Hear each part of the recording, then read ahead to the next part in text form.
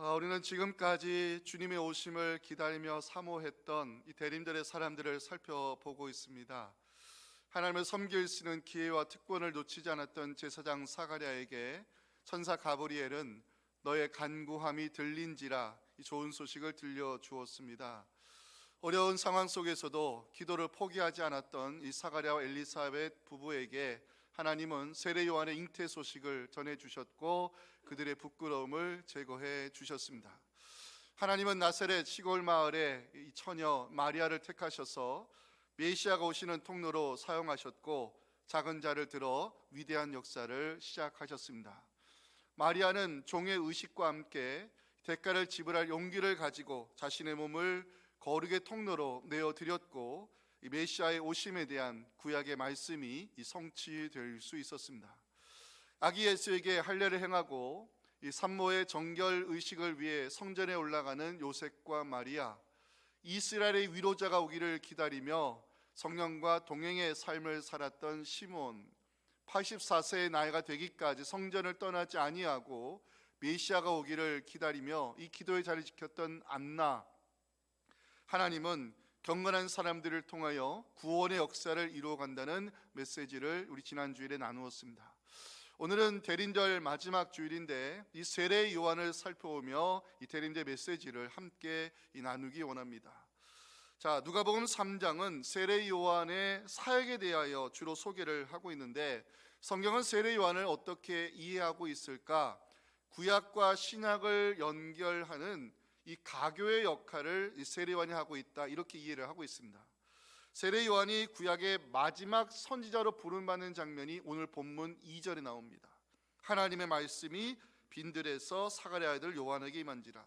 하나님의 말씀이 임했다는 것은 하나님이 세례 요한을 구약의 마지막 선지자로 부르셨다는 의미입니다.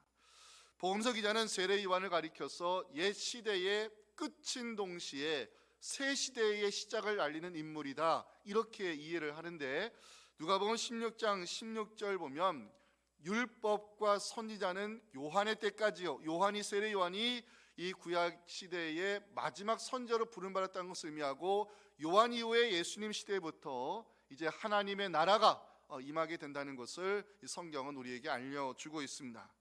세례 요한의 정체성이 뭘까? 4절에 나와 있어요. 광야에서 외치는 자의 소리, 너희는 주의 길을 준비하라.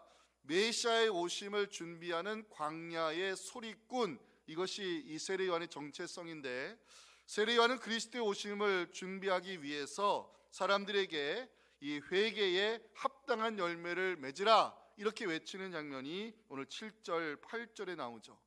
독사의 자식들아라는 거친 표현이 나오는데 주로 바리새인들과 사두개인들을 향해서 세례 요한이 외쳤던 호칭입니다. 왜 이렇게 거친 표현을 쓸까? 다음 말씀 때문입니다. 유대 종교 지도자들로 군림을 하고 있지만 경건의 모양은 있지만 회개에 합당한 열매가 없는 이 거짓된 종교 지도자들 향해서 이 세례 요한은 회개에 합당한 열매를 맺으라고 외치고 있습니다. 자, 세례 요한이 회개의 메시지를 전하는 이유가 있습니다. 그리스도의 오심으로 종말의 심판이 이미 시작이 됐기 때문입니다. 9절입니다. 이미 도끼가 나무 뿌리에 놓였으니 좋은 열매 맺지 아니하는 나무마다 찍혀 불에 던져지리라 증거하고 있습니다. 무리들이 물었습니다. 그러면 하나님의 심판을 피하기 위해서 우리 어떻게 해야 되느냐 물었을 때 이 세례 요한은 생활 속에서 실천할 수 있는 이 윤리를 몇 가지를 제시합니다. 11절부터 제가 읽어 내려가겠습니다. 옷 두 벌 있는 자는 옷 없는 자에게 나눠줄 것이요 먹을 것이 있는 자도 그렇게 할 것이니라. 세릴로 세를 받고자 하여 와서 이르되 선생에 우리는 무엇을 하리이까? 부가 된 것 외에는 거두지 말라. 군인들도 물었습니다. 우리는 무엇을 하리이까? 사람에게서 강탄하지 말며 거짓으로 고발하지 말고 밟는 금료를 족한 줄로 알라 가르쳤습니다. 사람들 말하기 시작했습니다. 혹시 세례 요한이 오실 그리스도가 아니냐? 이런 말들이 돌았을 때 세례 요한은 분명히 선언했습니다. 나는 그리스도가 아니라고. 그러면서 세례 요한은 내 뒤에 오시는 메시아를 16절 17절에서 증거하는데, 자, 그리스도에 대한 말씀이기 때문에 함께 읽겠습니다. 시작. 요한이 모든 사람에게 대답하여 이르되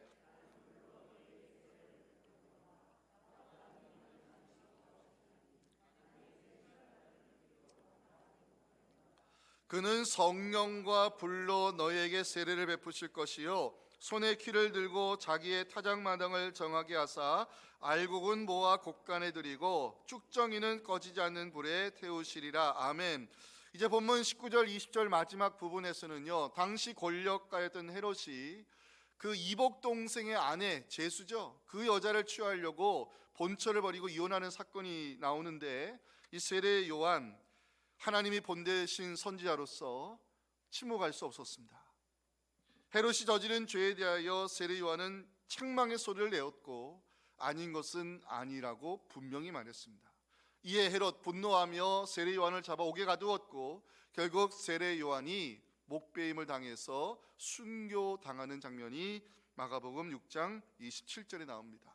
왕이 곧 시병 하나를 보내어 요한의 머리를 가져오라 명하니 그 사람이 나가 옥에서 요한을 목베었습니다. 자, 오늘 대림절 마지막 주일, 이 대림절의 사람들 마지막 세례 요한을 살펴보면서 함께 대림절의 메시지를 나누기 원합니다. 첫째 메시지 함께 읽겠습니다. 시작. 성도로 부름받은 우리는 빈들의 영성을 가지고 살아야 한다는 사실입니다. 1절 보니까 정치 지도자들의 이름이 나와요. 그 당시 팔레스타인에 영향을 미치고 있는 정치 지도자들이 나오는데, 자, 디베르 황제가 나오죠. 본디오 빌라도가 나오고 헤롯이 나오고 그 동생 빌립이 나오고 그리고 아벨레네가 등장합니다. 자, 로마 초대 황제가 누구죠? 1대 황제 가이사 아구스토죠. 그 다음에 황제가 된 2대 로마 황제가 디베르 가이사거든요. 이 디베르 황제가 통치한 지 15해가 되었다는 것은 AD 28년경이 세례 요한이 활동했던 시기임을 알 수 있어요. 그 다음에 나오는 인물이 본디오 빌라도, 많이 들어봤죠? AD 26년에 유대의 6번째 총독이 된 사람인데 10년 이상 유대 지역의 총독으로서 이제 세금을 징수하고 그 유대 주민들의 동태를 파악하고 주둔 군인 로마 군사를 지휘했던 인물이 본디오 빌라도 아닙니까? 이 본디오 빌라도는 그 당시에 최고 재판 권한을 갖고 있었는데 종교 지도들과 합력해가지고 예수님을 십자가형에 넘긴 장본인입니다. 세 번째 인물이 헤롯인데 분봉왕으로 소개하고 있어요. 분봉왕, 이건 4분의 1로 나누다 이런 뜻이에요. 그래서 이 유대 지역에서 나눠진 4분의 1쪽을 다스리는 분봉왕이었는데 복음서에서 많이 등장하는 헤롯의 원래 이름은 헤롯 안디바입니다. 자, 1절이 팔레스틴 지역에서 영향력을 행사하는 정치 지도자들의 이름이었다면 2절에서는 그 당시에 종교 지도자들의 이름이 등장합니다. 자, 2절 보실까요? 안나스와 가야바가 대제사장으로 있을 때에 목사님 왜 대제사장이 2명입니까? 의문이 생기죠. 율법에 의하면 대제사장 직분은 종신직이었고 기름 부음 받은 한 사람만이 감당하게 되어 있었어요. 그런데 로마가 유대를 다스리면서 대제사장직을 로마 정부가 임명하고 대제사장직을 로마 정부가 해임시키면서 동시대에 2명 이상 대제사장 직분을 행하는 이런 사태가 벌어진 것입니다. 자, 기억하실 것은 세례 요한과 예수님이 동시대에 활동했잖아요. 세례 요한과 예수님이 AD 28년경 활동을 시작을 했는데 이때 종교 최고 지도자가 누구였냐? 안나스였어요. 그럼 가야바는 누구냐? 안나스의 사위입니다. 그러니까 그 집안이 다 해먹은 거예요. 요한복음 18장 12절 13절에 보면 그 당시에 종교 지도자 최고의 권력가가 누군가를 보여주고 있어요. 말씀 띄워주세요. 예수님이 잡혀갔잖아요. 결박당해서. 누구에게 먼저 끌려갔다고요? 먼저 안나스에게로 끌려갔어요. 근데 그 해에 안나스가 퇴임했어요. 리타이어했어요. 그런데 그 사위인 가야바가 대제사장직을 승계하면서 이 사위인 가야바를 뒤에서 조종한 인물이 누구냐? 이게 안나스예요. 자, 누가는 왜 정치 권력에 이어서 종교 지도자들의 이름을 나열할까요? 이때 종교 지도자들이 정치 권력과 결탁해 가지고 타락하고 있었기 때문입니다. 정치 권력과 종교 지도자들이 동시에 등장하는 것은 정치와 종교가 결탁해 가지고 일종의 카르텔, 기득권을 형성하고 있었고 종교 지도자들은 정치 권력의 눈치를 보며 부패하고 있었기 때문입니다. 이런 시대적 상황 속에서 하나님의 말씀이 누구에게 임했느냐? 2절 보시면 하나님의 말씀이 빈들에 있었던 요한에게 임했다고 성경은 증거합니다. 하나님의 말씀이 임했다는 것은 하나님이 세례 요한을 그 시대에 선지자로 부르셨다는 의미입니다. 자, 하나님의 말씀이 빈들에 서 있는 세례 요한에게 임하는 장면을 보면서 첫 번째 메시지를 발견했습니다. 믿음을 가지고 살아가는 성도는 빈들의 영성을 가지고 살아야 한다는 것입니다. 자, 1절부터 다시 봅니다. 도시 이름이 등장해요. 유대, 갈릴리, 이두레, 드라고닛, 아빌레네, 모두 팔레스틴 지역에서 이름 꽤 나오는 도시들입니다. 도시들의 이름에 이어서 정치 권력자들이 등장하는 것을 보면 화려함과 분주함이라는 단어가 생각이 나요. 사람들이 왜 도시를 떠나기를 싫어할까요? 화려함과 분주함이 있기 때문입니다. 문제는 종교 지도자들마저 도시의 화려함과 분주함을 즐기며 정치 권력과 결탁하여 기득권을 형성하고 그들의 영성이 타락하고 있었다는 데 문제가 있습니다. 만약 안나스와 가야바가 대제사장으로서 바른 영성을 가지고 있었다면 유대 백성들로 하여금 오시는 메시아를 준비시켜야 했습니다. 하지만 하나님은 빈들에 있는 세례 요한에게 구약의 마지막 선자로 부르셨고 메시아의 오심을 준비시키는 사역을 맡기셨어요. 만약 안나스와 가야바가 대제사장으로서 바른 영성을 가지고 있었다면 이들이 머물러 있어야 될 곳은 도시가 아니라 베들레헴이었습니다. 왜냐하면 하나님은 미가 선지자를 통해서 베들레헴에서 메시아가 오실 것을 예언하셨기 때문입니다. 미가서 5장 2절에 보면 베들레헴 에브라다야 너는 유다 족속 중에 작을지라도 이스라엘 다스릴 메시아가 내게서 나올 것이라 말씀했기 때문입니다. 자, 2절로 돌아가 빈들에 서 있는 세례 요한을 묵상하기 원합니다. 도시의 화려함과 분주함을 즐기는 종교 지도자들이 아닌 빈들에 서 있는 세례 요한에게 하나님의 말씀이 임했다고 성경은 증거합니다. 하나님의 말씀이 임했다는 것은 두 가지로 해석할 수 있어요. 하나는 하나님께서 세례 요한을 선지자로 부르셔서 그리스도의 오심을 알리는 광야의 소리꾼으로 세우셨다는 의미와 또 하나는 세례 요한을 통하여 이사야가 예언한 말씀이 성취되었다는 뜻입니다. 자, 3절과 4절에서는요 세례 요한에게 주어진 사명이 무엇인가를 이렇게 알려줍니다. 요한이 요단강에서 죄사함을 받게 하는 회개의 세례를 전파하니 선지자 이사야의 책에 쓴 바 광야에서 외치는 자의 소리가 있어 너희는 주의 길을 준비하라 그의 오실 길을 곧게 하라 이런 이사야의 말씀이 바로 세례 요한을 통해 성취되었음을 성경은 증거합니다. 세례 요한에게 주어진 사명 죄사함을 받게 하는 회개의 세례를 전파해서 사람들로 하여금 오시는 그리스도를 준비하도록 하는 것, 예수 그리스도에게 나아갈 수 있는 길을 예비하는 것, 이것이 세례 요한에게 주어진 사명이었습니다. 중요한 것은 이런 세례 요한을 통하여 구약의 예언이 성취됐다는 것입니다. 이사야 40장 3절 말씀이 바로 세례 요한의 사역에 대한 말씀입니다. 함께 읽겠습니다. 외치는 자의 소리여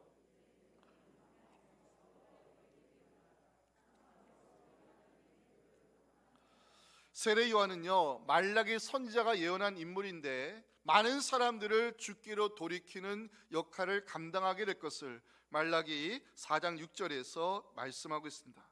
그가 아버지의 마음을 자녀에게로 돌이키게 하고 자녀들의 마음을 그들의 아버지에게로 돌이키게 할 것이다. 설교 준비하면서 질문을 던져봤습니다. 왜 빈들이었을까? 왜 빈들이었을까? 이 2절에 나오는 빈들과 4절에 나오는 광야라는 단어를 연결시켜서 우리가 생각해야 될 중요한 포인트가 있습니다. 성경에서 빈들과 광야는요 잘 들으세요 하나님의 구원과 관련이 있는 장소입니다. 제가 좋아하는 말씀 중에 하나가 예레미야 31장 2절인데 이 광야에 대한 중요한 말씀이 기록이 되어 있어요. 함께 읽겠습니다.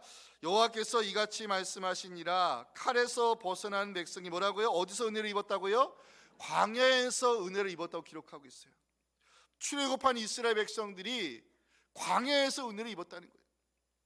목이 마르다 하시면 하나님께서 반석에서 물을 내주시고 배가 고프다 하시면 하늘에서 만나를 내려주시고 날이 뜨겁다 하시면 구름 기둥으로 가려주시고 날이 춥다 하시면 불기둥으로 안아주신 것이 광야입니다. 그래서 성경의 광야는요, 하나님의 그 구원의 손길을 경험하는 은혜 장소입니다. 요한계시록 12장 6절도 제가 소개합니다. 자, 그 여자가 광야로 도망함에, 요한계시록 해석하기 좀 어려운 책이잖아요. 그 여자라는 것은 교회와 성도들을 가리키는 은유적 표현인데, 왜 광야로 도망할까? 시대가 어려울수록, 믿음을 지키기 어려울수록 이 사탄과 마귀들이 이 교회와 성도들을 핍박하거든요. 이 사탄의 핍박 때문에 교회와 성도들이 광야로 도망가는데, 중요한 것은 뭐냐, 말씀 띄워놔 주세요. 거기서 하나님이 교회와 성도들을 양육이란 단어를 쓰잖아요. 말씀으로 교회와 성도들의 믿음을 지켜주시는 것이 광야라고 성경은 기록하고 있어요. 성경에서 광야는 아무것도 없는 황무지가 아닙니다. 광야는 하나님의 보호하심과 돌보심을 경험할 수 있는 은혜의 장소임을 신명기 29장 5절은 말씀하고 있어요. 같이 한번 읽어볼까요? 주께서 40년 동안 너희를 광야에서 인도하게 하셨거니와 너희 몸에 옷이 낡아지지 아니하였고 너의 발의 신이 헤어지지 아니하도록 하나님이 돌보신 은혜의 장소가 광야입니다. 자, 이제 4절 보십니다. 선지자 이사야의 책에 뭐라고 써 있어요? 광야에서 외치는 자의 소리가 있을 것이래요. 그 광야에서 외치는 자의 소리가 주의 길을 준비할 것이라 말씀해요. 성경은 세례요한을 광야의 소리꾼으로 소개하면서 메시아의 오심을 광야에서 준비하는 그의 사명을 기록하고 있어요. 대림절 기간 우리가 머물러야 할 것이 있습니다. 도시의 화려함과 분주함이 아니라 빈들의 자리로 나아간다고 말씀하고 있습니다. 그리스도께서 왜 인간의 몸을 입고 오셔야만 했는지, 그리스도께서 왜 하늘의 보좌를 버리시고 이 땅에 내려와 그리 십자가에서 온 물과 피를 쏟으셔야만 됐는지, 그리스도의 성육신의 의미를 우리가 알기 위해서는 도시의 화려함과 분주함을 내려놓고 빈들의 자리로 나아가 하나님의 말씀을 묵상하는 시간을 가져야 한다는 것입니다. 세상 사람들은 연말의 분위기를 즐기고 이 백화점의 화려한 장식을 즐기고 이 연말의 모임들을 즐기며 살아가겠지만, 믿는 사람은 달라야 한다는 것입니다. 왜 하나님 우리에게 빈들의 영성을 가지라 말씀합니까? 성탄은 그저 좋은 소식만 듣고 좋은 선물만 나누는 즐거운 시간이 아니기 때문입니다. 왜 주님께서 인간의 몸을 입고 오셔야만 됐는지, 왜 주님께서 낳고 낮은 이 땅에 오셔서 십자가에서 모든 것을 쏟으셔야만 됐는지, 그리스도의 성육신의 의미를 말씀을 통해서 제대로 깨달을 때 우리는 진정한 성탄절의 예배자가 될 수 있는 것입니다. 도시의 화려함과 분주함에 들뜨지 마시고 빈들의 자리로 나아가 말씀으로 채우는 여러분들을 하나님께서 진정 찾으시는 성탄절의 예배자로 세워주시기를 주님의 이름으로 축복합니다. 자, 마지막 메시지 함께 나눕니다. 시작. 회개에 합당한 열매를 맺으며 심판주로 오시는 주님을 준비해야 한다는 것입니다. 자, 오늘 본문에 세례 요한의 설교가 등장해요. 유일무이한 설교인데 회개의 메시지입니다. 7절 8절 보시면 독사의 자식들아, 이 바리새인들 사구개인들을 부르는 호칭이거든요. 그 다음 말씀, 회개에 합당한 열매를 맺으라고 세례 요한이 외칩니다. 자, 왜 회개에 합당한 열매를 외치라고 하실까? 그리스도의 오심으로 이미 종말의 심판이 시작되었기 때문입니다. 9절 말씀 중요합니다. 함께 읽겠습니다. 시작. 이미 도끼가 나무 뿌리에 놓였으니 좋은 열매 맺지 아니하는 나무마다 찍혀 불에 던져지리라. 그리스도의 오심으로, 그리스도의 오심은 마지막 세상의 종말을 이루기 위한 시작이기 때문에 그리스도의 오심은 이미 종말의 심판이 시작되었음을 이 세례 요한은 선언하고 있습니다. 자, 그러면 그리스도의 오심을 정확하게 여러분들에게 설명해 드리겠습니다. 16절 마지막 보세요. 표시해 주세요. 성령과 불로. 성령과 불로. 그리스도의 오심을 이 성령과 불이라는 단어로 설명할 수 있어요. 잘 들으세요. 메시아 시대가 오면 회개하는 자에게는 성령의 세례가 임하여 구원의 문이 열리지만, 메시아 시대가 왔음에도 자신의 죄를 인정하지 아니하고 회개를 거부하는 자에게는 심판의 불이 임하여 영원한 저주가 임할 것을 성경 여기서 말씀하고 있어요. 그리스도의 오심은 양면성입니다. 그리스도의 오심, 그분 앞에 나의 죄를 고백하고 그리스도를 나의 죄를 해결해 주실 구원자로 영접한 사람에게는 성령의 세례가 임하여 그의 죄가 사함을 받고 영원한 영생의 문이 열리지만, 그리스도의 오심 앞에 여전히 완악한 마음으로 자기의 죄를 인정하지 아니하고 회개하지 않는 자에게는 결국 심판의 불이 임하여 영원한 저주로 떨어지는 것이 바로 그리스도의 오심의 양면성의 의미입니다. 그래서 누가는 오시는 그리스도를 위해서 회개에 합당한 열매를 맺어야 된다라고, 그것이 그리스도 오심을 준비하는 성도의 자세임을 알려주고 있어요. 자, 그러면 회개에 합당한 열매가 무엇일까? 네 가지로 말씀을 드리고 오늘 설교 마치겠습니다. 첫째는 나눔의 실천입니다.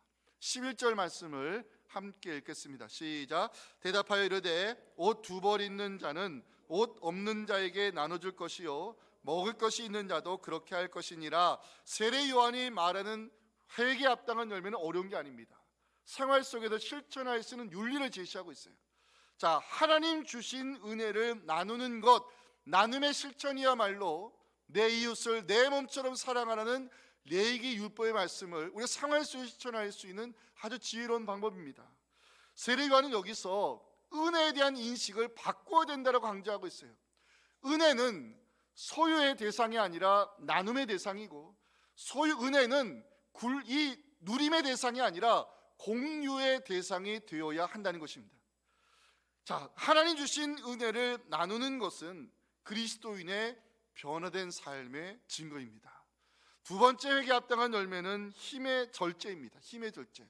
자, 12절 13절 말씀을 같이 읽겠습니다. 시작. 세리들도 세례를 받고자 하여 와서 이르되 선생이여 우리는 무엇을 하리까 하매 이르되 부과된 것 외에는 거두지 말라. 세리, 헬라어로 세금 징수자들을 뜻하는 것인데, 유대인들은 세리들을요, 잘 들으세요, 창기, 살인자, 반역자, 도둑이랑 같이 취급했어요. 심지어 세리가 내는 헌금은 더럽다 그래가지고 성전의 제사장들이 그 헌금 받지 않았어요. 세리들이 왜 죄인 취급당했을까? 주어진 힘을 잘못 사용하였기 때문입니다. 세리는 로마 정부의 합법적 허가를 받아 세금 징수하는 사람인데, 문제는 없는 세금 항목을 만들어 가지고 그 이상을 걷어서 나머지를 자기가 수입으로 챙겼어요. 그러니까 이 세리의 부당한 징수가 유대 백성들에게는 생활고로 가중이 됐고 동족의 피를 빨아먹는 사람이라 부르는 이유가 됐어요. 세례 요한은 세리들을 향해 외칩니다. 부과된 것 외에는 거두지 말라고. 세리에게 요구하는 회개에 합당한 열매는 권력을 남용하지 말라는 것입니다. 주어진 힘을 함부로 사용하지 말라는 것입니다. 합법적으로 주어진 힘과 권력이라 할지라도 함부로 남용하고 부당한 이득을 취하기 위해 그 힘과 권력을 쓰는 것은 명백한 범죄 행위입니다. 오늘날 지방 정치인들, 소위 권력의 자리에 앉아있는 사람들이 짓는 죄를 가만히 보세요. 합법적 힘과 권력이 주어진 자리지만 그 힘의 남용과 권력의 사회를 통해서 이 나라 정치를 아직도 삼류 정치로 망가뜨리고 있습니다. 세례 요한이 여기서 강조하는 회개에 합당한 열매는 힘의 절제입니다. 세 번째, 세례 요한이 외치는 회개에 합당한 열매, 감사입니다. 14절 말씀 함께 읽어볼까요? 시작. 군인들도 물어 이르되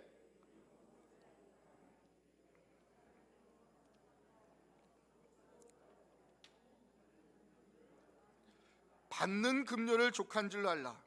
세례 요한이 군인들에게 요구하는 회개에 합당한 열매는요, 남의 것을 빼앗지 말라는 것입니다. 재산을 증식하는 방법 중에 가장 빠른 게 있어요.